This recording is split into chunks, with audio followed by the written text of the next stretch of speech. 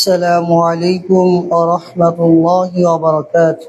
وعليكم السلام ورحمة الله.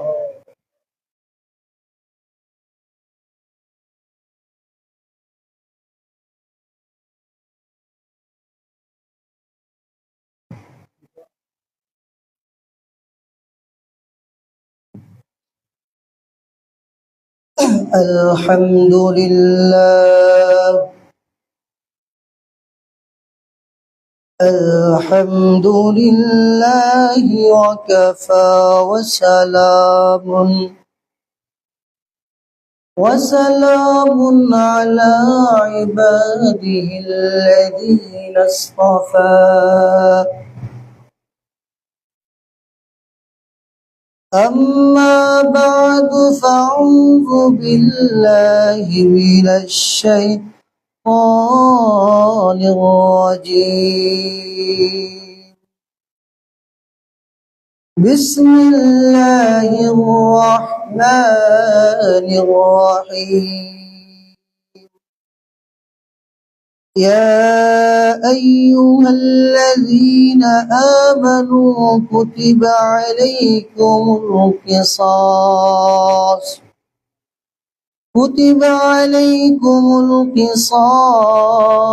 في القتلى، الحر بالحر والعبد بالعبد والأنثى بالأنثى،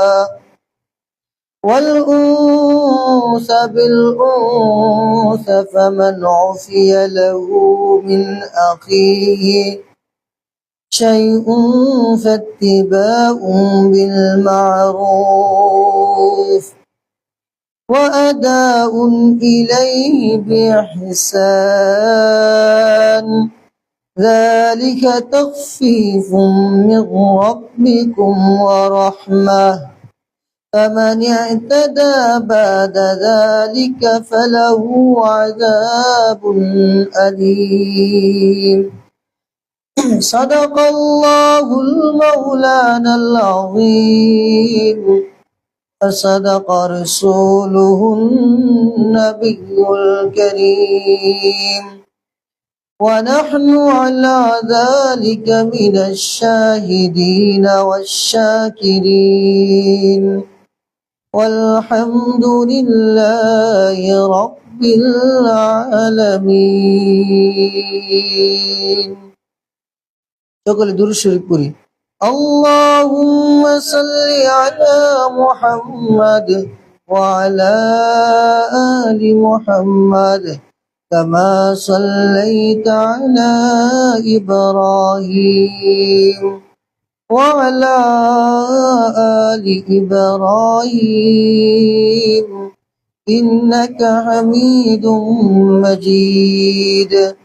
اللهم بارك على محمد وعلى آل محمد كما باركت على إبراهيم وعلى آل إبراهيم إنك حميد مجيد. الحمد لله। আল্লাহ জাল্লা শানুর দরবারে লাখো কোটি শুকরিয়া যে আল্লাহ জাল্লা শানুহু আমাদেরকে দয়া করে ইহসান করে আদর করে ভালোবেসে জুমার নামাজ পড়ার জন্য জামে মসজিদে আসার তৌফিক দিয়েছেন। এই জন্য অন্তর খুলে আল্লাহ পাকের শুকর আদায় করি আলহামদুলিল্লাহ। আজকে আমরা আপনাদের সামনে যে বিষয় নিয়ে আলোচনা করব ইসলাম এবং মানব অধিকার। আলোচনার বিষয় হলো ইসলাম এবং মানব অধিকার। মানব কল্যাণে ইসলাম কি বলে, ইসলাম কি শিক্ষা দেয়, ইসলামের শিক্ষা কি, এগুলো আমাদের জানা অত্যন্ত জরুরি এবং কর্তব্য। এই বিষয়ে কিছু আলোচনা হবে সংক্ষিপ্ত সময়ে। 10টা বিষয়ে ইনশাআল্লাহ আলোচনা করে তুলব। আল্লাহ পাক কিছু কথা ইখলাসের সাথে আমাকে বলার এবং আপনাদেরকে শোনার তৌফিক দান করুক। সকলে বলে আমিন। পৃথিবী যখন তিমির অন্ধকারে নিমজ্জিত ছিল, এই ধরা মানুষগুলো হক বাতিলের পার্থক্য করতে পারছিল না। মানুষগুলো গুমরাহিতে ছড়িয়ে ছিল, চতুর্দিক দিয়ে মানুষ অসহায়। পৃথিবীর মধ্যে কোনো নিয়ম কানুন কোনো কিছুই ছিল না। মানুষগুলো পথহারা, দিশেহারা হয়ে পড়েছিল। ঠিক ওই মুহূর্তে আল্লাহ পাক রব্বুল আলামিন মানুষের হেদায়েতের জন্য আল্লাহ জাল্লা শানুহু পৃথিবীর বুকে হুজুরে পাক সাল্লাল্লাহু আলাইহি সাল্লামের আগমন ঘটিয়েছেন। ইসলাম মানব অধিকারের প্রতি সর্বোচ্চ গুরুত্ব দিয়েছে। মানব অধিকারকে ইসলামের পরিভাষায় বলা হয় হুকুকুল ইবাদত, অর্থাৎ বান্দার হক। হুকুকুল ইবাদত এটা হলো বান্দার হক। বান্দার হক এরকম একটা বিষয় যেটা আল্লাহ পাক তওবা করার দ্বারাও মাফ করে না। বান্দার হক বান্দার কাছে মাফ চাইতে হবে, সে যখন মাফ করবে তখন আল্লাহ তাআলা এটা মাফ করবে। মানব অধিকার এর আরবি ভাষা হল হুকুকুল ইবাদ, বান্দার হক। একটা হল হুকুকুল্লাহ, আল্লাহর হক। আল্লাহ পাকের হক যেটা আছে এটা আল্লাহ তাআলা তওবা করার মাধ্যমে, আল্লাহ পাকের কাছে ক্ষমা চাওয়ার মাধ্যমে আল্লাহ পাক মাফ করে দেন। আরেকটা হলো হুকুকুল ইবাদ, বান্দার হক, যেটাকে আমরা মানবাধিকার বলতে পারি। বাংলাতে তরজমা করলে এটা এরকম একটা হক, আল্লাহ পাক যতক্ষণ পর্যন্ত বান্দা মাফ না করবে ততক্ষণ পর্যন্ত আল্লাহ পাক এটা মাফ করবে না। ইসলাম এই বিষয়ে যত গুরুত্ব দিয়েছেন, অন্য কোনো জাতি, অন্য কোনো ধর্ম মানব অধিকারের এত গুরুত্ব দেয় নাই ইসলাম যেরকম ভাবে মানব অধিকারের গুরুত্ব দিয়েছে।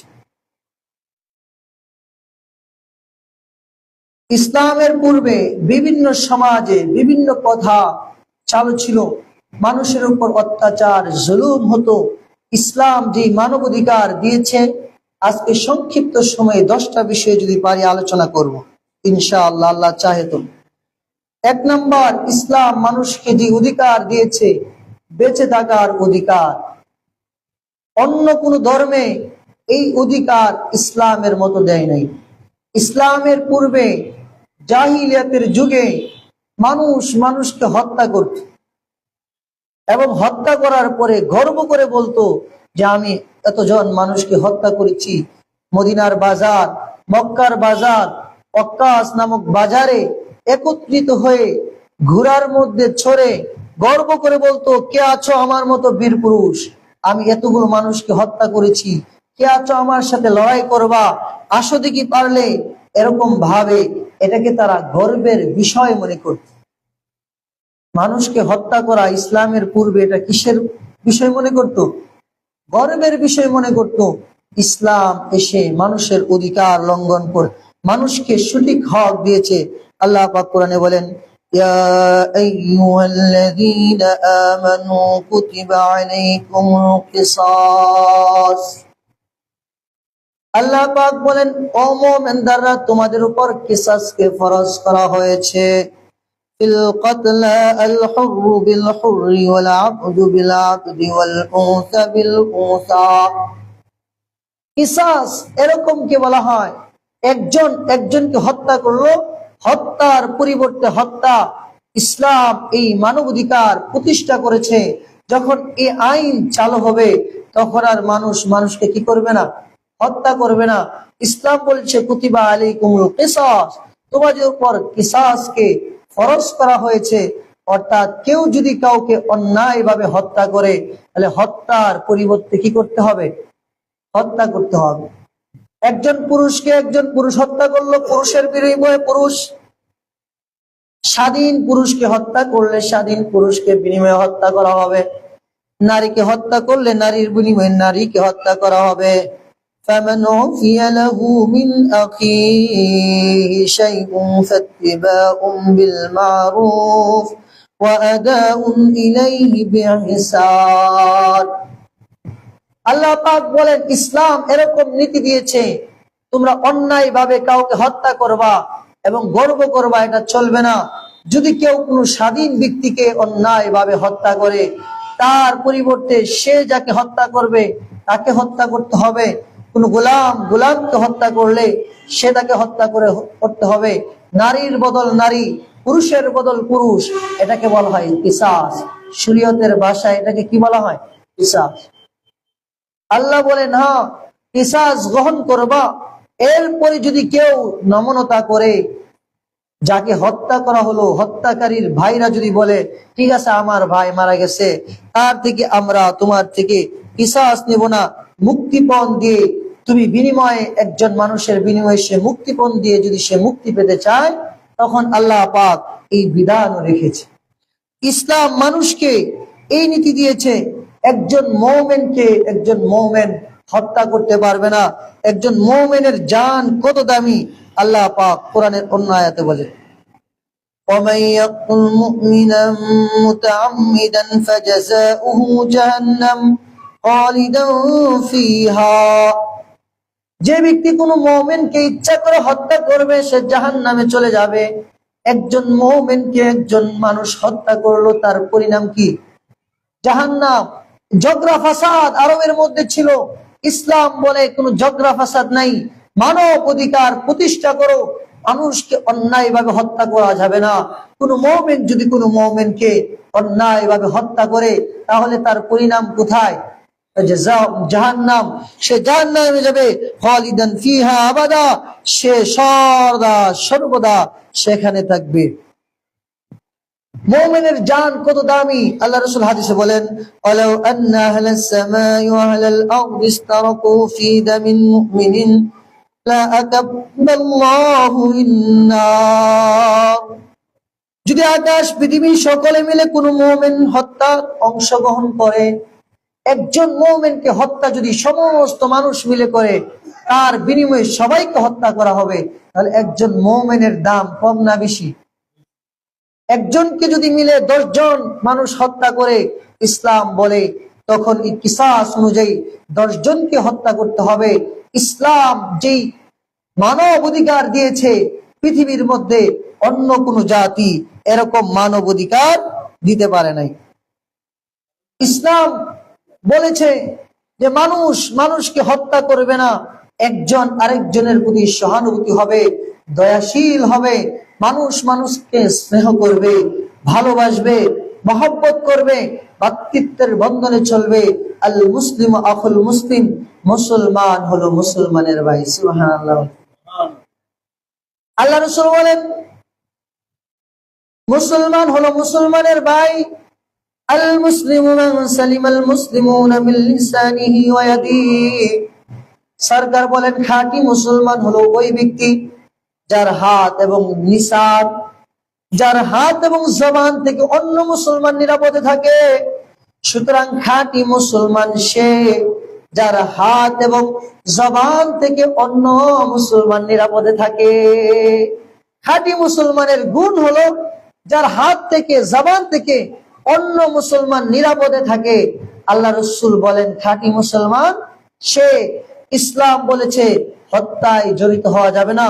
একজন মুসলমানের জানের দাম আল্লাহর কাছে আসমান জমিন থেকেও বেশি, পুরা পৃথিবী থেকে বেশি। সুতরাং একজন মুমিনকে হত্যা করবা, একজন মানুষকে হত্যা করবা, একজন মানুষের দাম এত কম নয়। আল্লাহ পাক এই বিধান জারি করে মক্কার মধ্যে, আল্লাহ পাক পুরা পৃথিবীর মধ্যে যখন মানুষের মধ্যে মানবাধিকার বলতে কোনো কিছুই ছিল না, অল্প কিছুদিনের মধ্যে 23 বছরের মধ্যে আল্লাহ পাকের রাসূল সাল্লাল্লাহু আলাইহি সাল্লামের মেহনত মুজাহাদার মাধ্যমে এরকম মানুষগুলো ছিল, যেই মানুষগুলো নারীদেরকেও বন্টন করত। বাবা মারা গেছে, মার ওয়ারিশ সূত্রে মাকে বন্টন করত, মাকে বিবাহ করত, বোনকে বিবাহ করত। এই পরিস্থিতিতে আল্লাহ পাক রব্বুল আলামিন আল্লাহ পাকের রাসূলকে পৃথিবীতে পাঠাইলেন। আর রাসূল সাল্লাল্লাহু আলাইহি সাল্লাম এই পৃথিবীতে এসে ইনসাফ কায়েম করলেন। এরকম ইনসাফ কায়েম করলেন যে একজনকে আরেকজন হত্যা করতে পারবা না। একজনকে আরেকজন যদি হত্যা করো, একজন আরেকজনের সাথে যদি যুদ্ধ করো, একজন আরেকজনকে যদি জুলুম করো, এর বিচার আমি আল্লাহ তাআলার কাছে দিতে হবে। আল্লাহ রাসূল বলেন, জুলুম কিয়ামতের দিন ভীষণ অন্ধকার হয়ে দেখা দিবে। আল্লাহ রাসূল বিধান জারি করলেন, একজনের সম্পদ আরেকজন আত্মসাৎ করে খাইতে পারবে না। ভাইয়ের হক ভাই মারতে পারবে না, বোনের হক বোনে মারতে পারবে না, ভাই বোনের হক মারতে পারবে না, স্ত্রী স্বামীর হক মারতে পারবে না, স্বামী স্ত্রীর হক মারতে পারবে না। ইসলাম এরকম অধিকার দিয়েছে। ইসলামের আগে নারীদেরকে মনে করা হতো নারীদের কোনো হকই ছিল না, নারীদের কোনো দামই ছিল না। নারীদেরকে বন্টন করতো, নারীদেরকে বিভিন্ন ভাবে নারীদেরকে ব্যবসা বাণিজ্যের কারখানার কাজের কর্মকর্তা বানাইতো। নারীদের দাম ছিল না। কিন্তু আল্লাহ রাসূল বললেন, খায়রুকুম লিখায়রি আহলি, তোমাদের মধ্যে উত্তম পুরুষ হলো সেই যে তার ঘরের মধ্যে তার স্ত্রীর কাছে উত্তম। সুবহানাল্লাহ। আল্লাহ রাসূল ইসলাম এসে দাম বাড়িয়ে দিলেন, নারীদের সম্মান বাড়িয়ে দিলেন। ইসলাম মানবাধিকার রক্ষা করলেন। ইসলাম বললেন যে মানুষকে হত্যা করা যাবে না, মানুষের অন্যায় করা যাবে না, মানুষের প্রতি জুলুম করা যাবে না, কারো ধন সম্পদ আত্মসাৎ করে খাওয়া যাবে না, কারো উপর অন্যায় করা যাবে না, কারো উপর ব্যভিচার করা যাবে না। এই শিক্ষা আমাদেরকে কে দিয়েছে? ইসলাম। বিস্তারিত আলোচনা করলে অনেক সময় লাগবে। 2 নম্বর, ইসলাম মানুষের সম্মান সম্পদের অধিকার দিয়েছে। ইসলাম মানুষের সম্মানের যে অধিকার দিয়েছে, অন্য কোন জাতি এরকম সম্মানের অধিকার দেয় নাই। আল্লাহ কোরআনে বলেন, বিসমিল্লাহির রহমানির রহিম, ইয়া আইয়ুহাল্লাযীনা আমানু লা ইয়াসখার কওমুম মিন কওমিন عسى أن يكونوا خيرا منهم ولا نساء من نساء عسى أن يكن خيرا منهن ولا تلمزوا أنفسكم ولا تتبزوا بالألقاب بئس الاسم الفسوق بعد الإيمان ومن لم يتب فأولئك هم الظالمون। আল্লাহ পাক বলেন, হে মুমিনগণ, কোন পুরুষ যেন অপর পুরুষকে উপহাস না করে, কেননা তাকে উপহাস করে যে যাকে উপহাস করে হয়তোবা সে তার থেকে উত্তম হতে পারে। সুবহানাল্লাহ। আল্লাহ বলেন, ও মুমিনরা, তোমরা কোন পুরুষকে উপহাস করবে না, কোন নারীকে উপহাস করবে না। উপহাস করার অর্থ হলো যে একজন খান বংশের আরেকজন নিম্ন পরিমাণের এত মেতর, এরকম দাম আছে, এটা করতে আল্লাহ নিষেধ করেছেন। তোমরা কেউ কাউকে নাম ব্যঙ্গে ডাকবে না। একজনের নাম আব্দুল্লাহ, ডাকে আব্দুল্লাহ এদিকে আয়। একজনের নাম আব্দুর রহমান, রহমাইল্লাহ এদিকে আয়। আল্লাহ বলে না, কাউয়ের সম্মান হানি করা ইসলাম পছন্দ করে না। তোমরা কাউকে সম্মান হানি করে ডাকবে না। তার যেরকম নাম আছে, তার যেরকম ইজ্জত আছে, যার যেরকম ইজ্জত তুমি তাকে ততটুকু সম্মান দিবে। প্রত্যেককে তার সম্মানের জায়গায় রাখবে। তাকে সম্মান হানি করা ইসলাম নিষেধ করেছে। ইসলাম কি করেছে? নিষেধ করেছে। এরকম কাজ যারা করবে তাদের জন্য আল্লাহ বলেছেন, তাদের জন্য তাদের ঈমান মন্দ, তাদের এই কাজ অতি মন্দ। তাদের তওবা যদি তারা না করে তাহলে তারা জালেমের খাতায় অন্তর্ভুক্ত হয়ে যাবে, জালেমের খাতায় তাদের নাম লিখিত হয়ে যাবে। এজন্য আল্লাহ বলেন যে তাদের প্রতি, মানুষের প্রতি জুলুম করা, মানুষকে খারাপ নামে ডাকা, ব্যঙ্গ করা, মানুষের সাথে খারাপ আচরণ করা, এটা ইসলাম কি করেছে? নিষেধ করেছে। শুধু তাই না, কারো প্রতি খারাপ ধারণা করা ইসলাম নিষেধ করেছে। আল্লাহ বলেন, ইয়া আইয়ুহাল্লাযীনা আমানু ইসতানিবু কাসীরাম মিনাজ-যান্ন। আল্লাহ ডাকলেন, ও ঈমানদার, শুনে রাখো, কারো প্রতি খারাপ ধারণা করবা, এটাও গুনাহে কবিরা। এরকম খারাপ ধারণা, হে নামাজ পড়ে না, গুনাহ করে, জিনা করে, ব্যভিচার করে, ধারণা করতেছে হেও মনো, এটা মনো এই সারাটা বেশি ভালো না, এই খারাপ কাজ করে, সিরিলিয়া করে। তুমি না জেনে, তদন্ত না করে কারো প্রতি খারাপ ধারণা করা, ইন্না বা'দাল-যান্নি ইসমুন, এই খারাপ ধারণা করা ইসলাম বলেছে কবিরা গুনাহ। সুবহানাল্লাহ। বলে ইসলাম মানবতার অধিকার দিয়েছে কি দেয় নাই? ইসলাম যে শিক্ষা দিয়েছে, মানবাধিকার দিয়েছে, পৃথিবীর মধ্যে অন্য কোন জাতি দিতে পারে নাই। ইসলাম বলেছে তোমার ভাই অপর মুসলমান হোক, কাফের হোক, ইহুদি হোক, খ্রিস্টান হোক, নাসারা হোক, তার ব্যাপারে তদন্ত না করে তার ব্যাপারে খারাপ ধারণা করবা, যে মনে মনে মনে করবা যে এমন এই কাজটা করছে, এটাও কি গুনাহ? এটাও কি গুনাহ? তার প্রতি খারাপ ধারণা করা, কারো গীবত করা। আল্লাহ রাসূল বলেন আল্লাহ তাআলা বলেন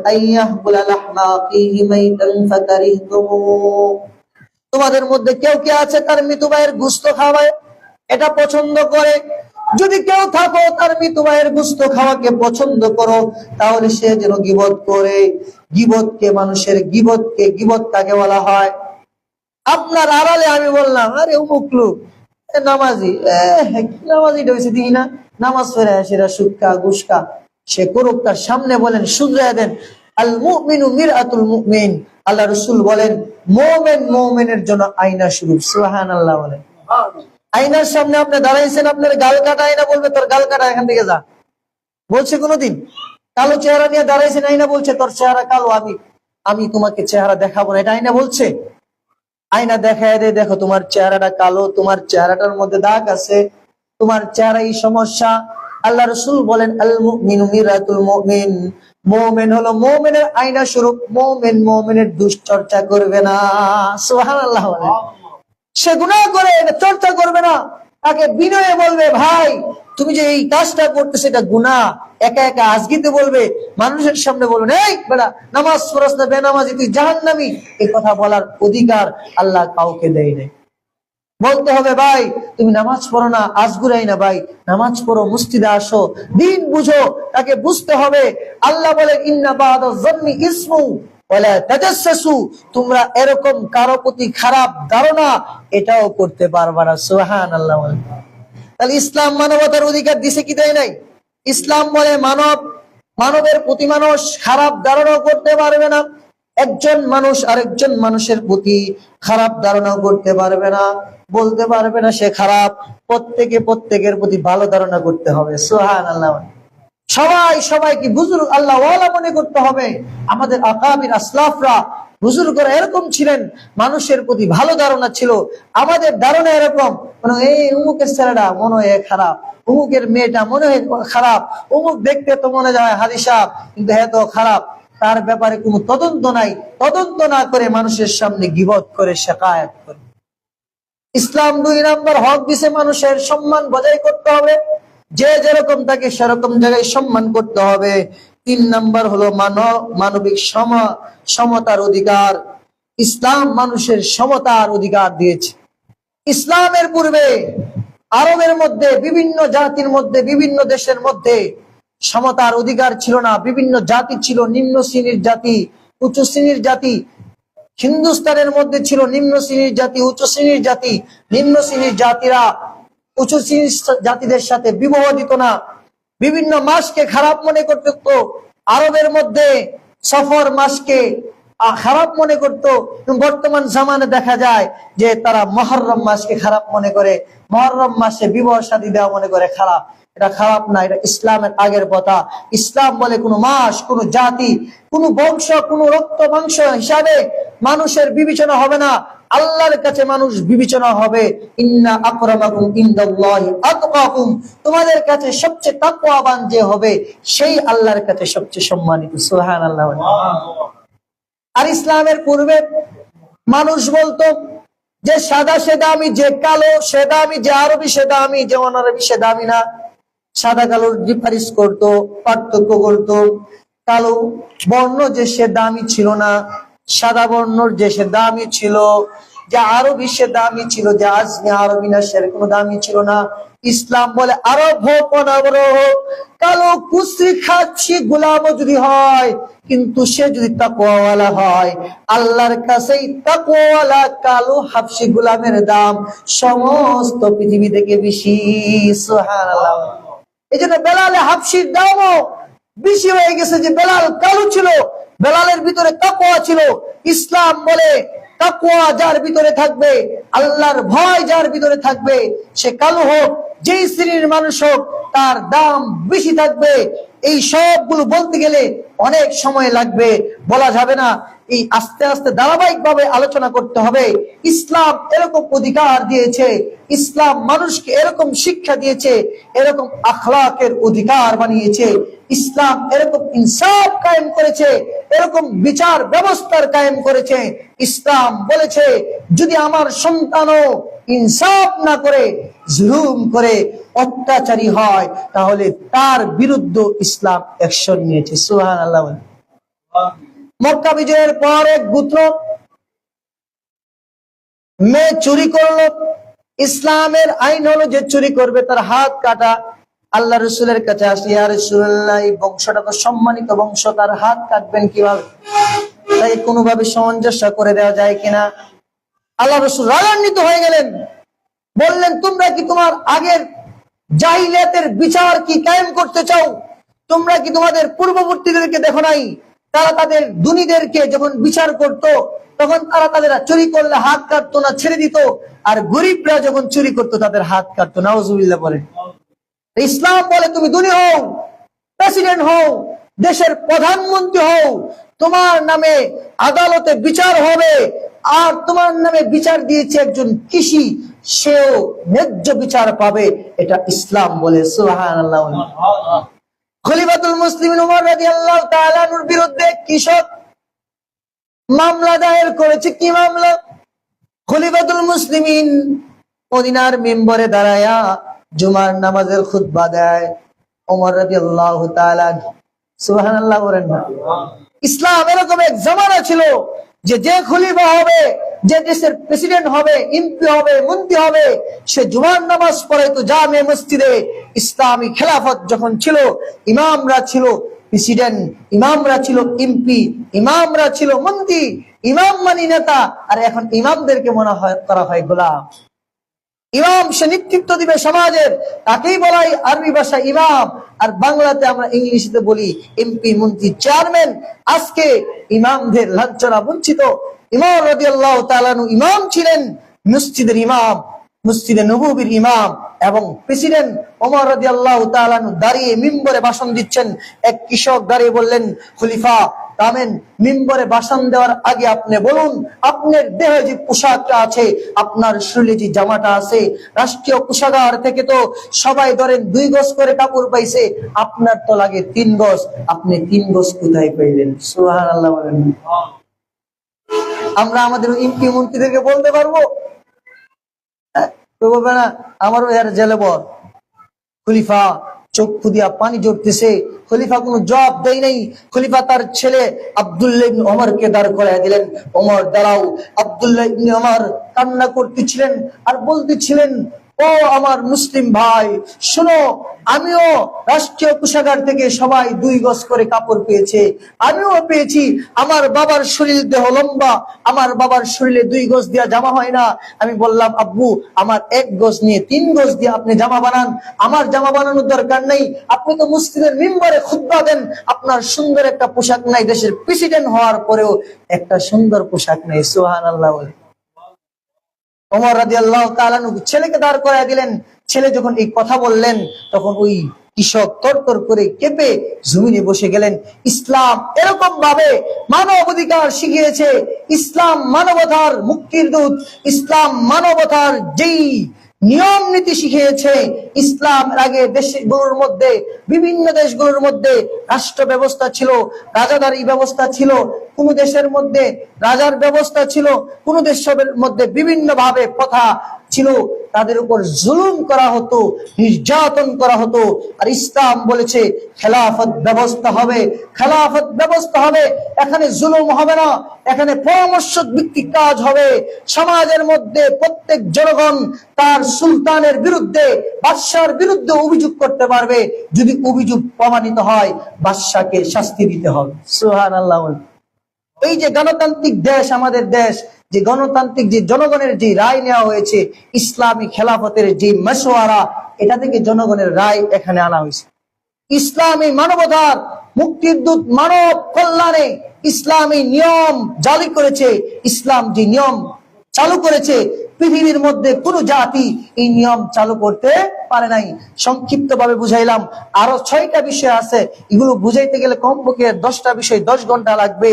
ইসলাম যে সংক্ষিপ্ত আলোচনায় আমরা বুঝলাম, ইসলাম যেরকম মানবতা বুঝাইছে, অন্য কোন ধর্মে এরকম মানবতা বুঝায়?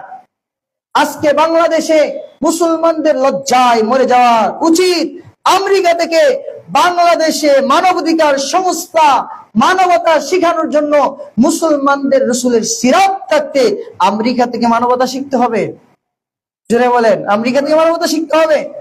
যে দেশে আজও কালো সৌন্দর্যের পার্থক্য করা হয়, আমেরিকার মধ্যে আজকেও যারা কালো তাদের কোনো দাম দেওয়া হয় না, তারা তাদের ন্যায্য অধিকার পাওয়ার জন্য রক্ত জড়ায় রাজপথে।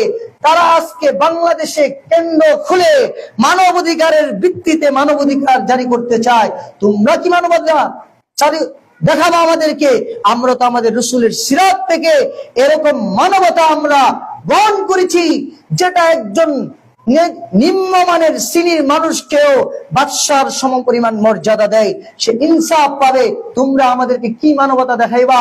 তারা এই মানবতার নামে সমাজে সমকামিতা চালু করা, বাংলাদেশে আমেরিকার এজেন্ট, আমেরিকার কেন্দ্র খোলার যে চক্রান্ত করছে, মুসলমানদের এই ব্যাপারে সজাগ হতে হবে। তারা মানবাধিকার সংস্থার নামে যৌনচার, সমানাধিকার, ট্রান্সজেন্ডার এটা চালু করতে চাচ্ছে।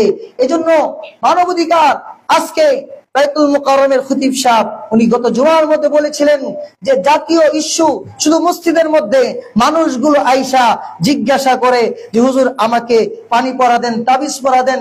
জাতীয় মসজিদে আসে শুধু পানি পড়া আর তাবিজ নেওয়ার জন্য, জাতীয় ইস্যুগুলোর জন্য জাতীয় মসজিদে আসে না।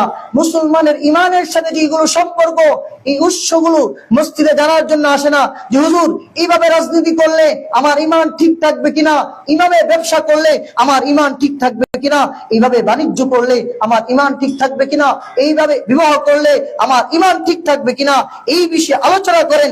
এইগুলো জানার জন্য মসজিদে আসে না। মসজিদে যদি এইগুলোর কথা বলা হয়, বলে ইমাম সাহেব উগ্রবাদী হয়ে গেছে। মসজিদে আসে শুধু হুজুর আয়া রসের কিচ্ছা কাহিনী করবেন, একটু কান দেবেন, পানি ভরা দিবেন। এই জন্য আমাদের ইমান নষ্ট করার যে পাইতারা আমেরিকার যে সংস্থা মানবাধিকার, এরা কি প্রকৃতপক্ষে মানবাধিকার?